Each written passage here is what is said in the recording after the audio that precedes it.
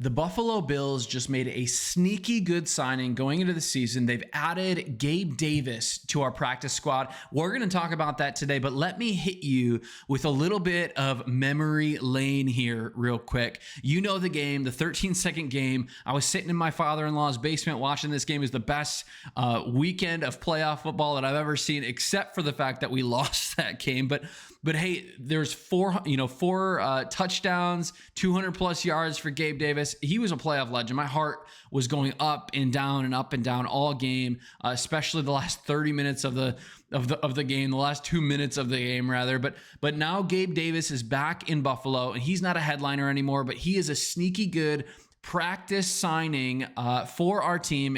And that's exactly, I think, the story of this team, though. It's finding confidence and finding value in the unexpected, or in things that aren't these massive contracts. And we're going to talk about that a little bit today. But speaking of confidence too, Sunday Night Football against the Ravens is less than 5 days away.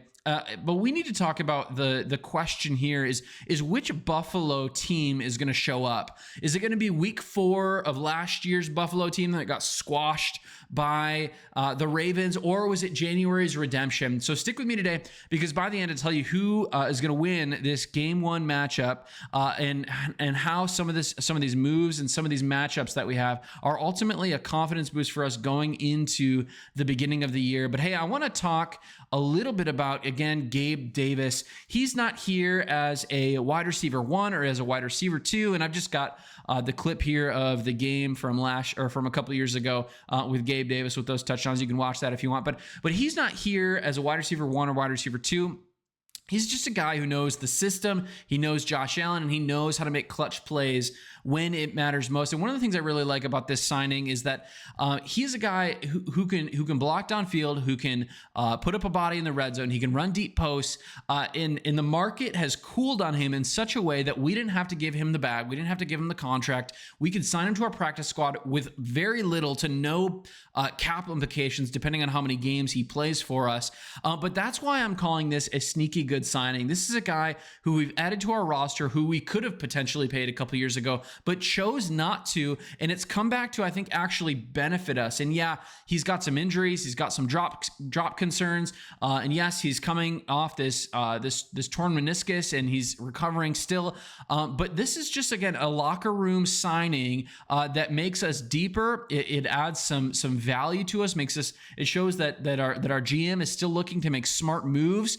And the tougher, and this is ultimately, I think, going to be a tougher Buffalo Bills team, because we're not relying on a guy like Gabe Davis right now to be a wide receiver 2 or 1 or 3 even. He's really a wide receiver 4, 5, or 6 on our team. And again, this is where we could use it to our advantage in the long stretch of this season. But hey, we want to come back to Gabe Davis in a little bit, but I want to talk a little bit about the Baltimore Ravens game coming up. But before we do that, I want to look back at week 4. We went on the road to Baltimore last year, week 4, Ravens 35, Bills 10. Derrick Henry steamrolled us, 199 yards. Baltimore ran for 270 plus as a team. We only ran for 3.5 yards a carry. James Cook, only 39 yards. It was really ugly. But in the divisional round last year, which was kind of the flipped script of the narrative that I think we need to remind ourselves of today, is that the Bills won 27-25 in the winner, right? At home, Josh Allen only threw for 127 yards, but he scored 2 touchdowns himself, right? The Bills defense forced 3 turnovers. They were playing well. The time of possession, that was ultimately the battle, I think, that won us the game. The Ravens want to dominate the run game. They want to dominate the time of possession, but we won the time of possession game 32-28, and the Buffalo Bills ran for 147 yards. And that's an identity that we have with our offensive line, with Josh Allen, with our running game.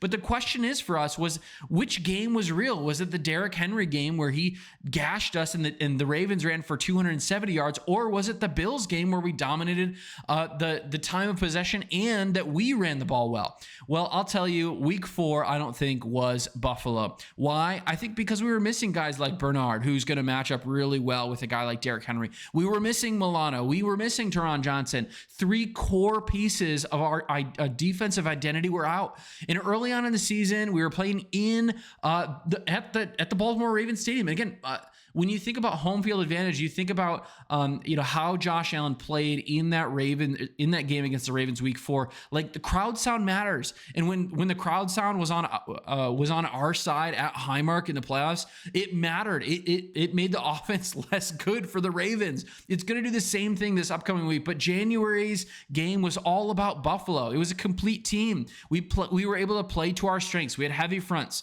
Nearly half of our snaps were in man coverage because of the way that we could scheme up that game. We had a run game, a solid run game, and a quarterback who didn't need to throw for 400 yards because we had an offensive line that was functioning and playing at an elite level, and we still have an offensive line that's functioning and playing at an elite level. And now, for this week, we're back at Highmark.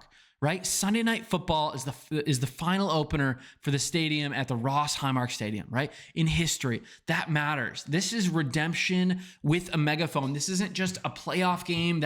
This isn't just like another playoff game. This is the season opener on Sunday Night Football. It's got playoff implications down the stretch.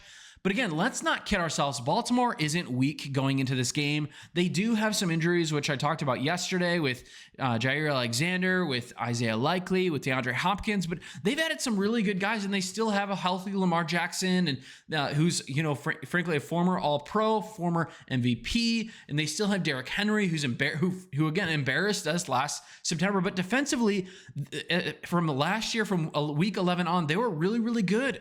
First in scoring defense, first in total defense, first in third down defense. Again, this is a really good team who, again, went out and added a Jair Alexander, which we'll see how, if he's kicking off the rust or whatnot. But Malachi Starks, right? Nate Wiggins, Kyle Hamilton, Marlon Humphrey, like, they have a really, really good defensive roster, and it's a loaded squad. John Harbaugh has done a really good job. Their front office has done a really good job of assembling a really elite team. And there is some injuries there, as we talked about, and but they're really motivated. They're going to come in and expect to kick us in the teeth, but I just don't think it's going to happen. Why? So why do I still lean Buffalo? Because I don't think January was a fluke. I think it was more of a blueprint with a level of health that we had on our defense going into that game on some of those key positions. Again, Dwayne Carter just tore his Achilles, but Dwayne Carter was just a rotational depth piece for us, right? Defensively, the Bills, again, have Milano back. Bernard is healthy. Bernard, I think, is going to match up really well with a guy like Derrick Henry, and even for spying and playing against Lamar Jackson. That's a massive addition, and not to mention the massive addition of a guy like Joey Bosa. Yeah, we don't have the Von Miller anymore, but a guy like Joey Bosa is, I think, going to be better than a Von Miller who's going to get after the quarterback. Greg Rousseau is projecting for double-digit sacks, and he's healthy. Our edge play is going to be better than it's ever been, or better than it's been in 10 years. And Ed Oliver is still going to wreck pockets. Daquan Jones is still going to push the pocket. Bobby Babich isn't playing guessing games anymore. He's coming in as another year experience as a defensive coordinator. He is going to show why this defensive roster, this defensive personnel can get after the quarterback. And if the Ravens are going to beat us, the only way that they're going to beat us is if our defensive front seven doesn't get after the quarterback and stop the run. It's going to be in the passing game that Lamar beats us. But offensively, even, Josh Allen is the reigning MVP, and he's the reigning MVP for a reason. He's a good player, right? He's the best player in the world in the NFL. The second best player is maybe Lamar, but last year he carried this team without a true wide receiver one, and now he's got massive depth in the ascending Keon Coleman, and Shakir should be ready to go, and James Cook is ready to go, and Dawson Knox isn't, or Dalton Kincaid isn't injured anymore, and we've got Dawson Knox on our team. Everyone is going to eat we've got versatility everywhere. And again, the run game is not going to be an afterthought for us. Our offensive line is ready, deep, and healthy. We're gonna run the ball through this Ravens team. We scored 525 points last year, which is the most from our team history. But again, we have every single weapon plus more back on offense. We should be great. But again, the game is in 5 days.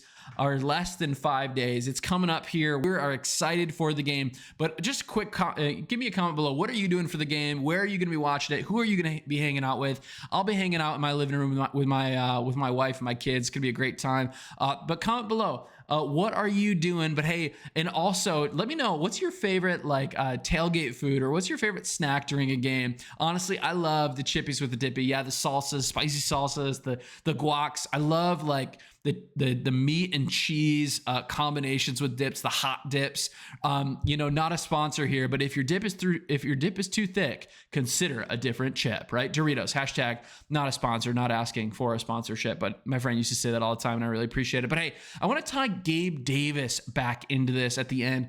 Again, this isn't a star that we've signed. This is a guy who's coming in and offering value on the back end of our roster, who could come in, who could do the dirty work, who could block well. But again, he's probably not even going to play this upcoming week, but he's sending, a message to our roster that we're deep, that we're looking forward towards January football. We're looking for an end of the year playoff push. And again, that's why I think ultimately the Bills are going to show out even this upcoming week, is that our mindset is all about preparing us to win now and preparing us to win later. I think the Bills win 28-24, maybe 31, or maybe 35-31. Maybe it's a higher scoring game with these defenses, but 28-24 I think is my solid prediction here. But Allen does just enough to squeak out the win. The run game grinds out first downs. The defense bends but doesn't break. We get after the quarterback, and Lamar is swallowed up. So Bills Mafia, again, I want your take though. Which game was real? Was it Week 4's blowout against us in Baltimore last year, or was it January's redemption? And give me your score prediction. I'll be in the comments replying to every single one, but this is Crack the Table, all Bills, no breaks. If you found some level of value or perspective from this, make sure you join our community every single day. Lots of comments, lots of conversation down below. Make sure to subscribe if you're not already, but also if you're still watching this video, just throw down a like. I do appreciate that. It really helps the algorithm out for me, but also it just helps this fan-driven channel keep going. But hey, again, less than 5 days. I think we're going to win on Sunday. Have a great day. We'll see you tomorrow.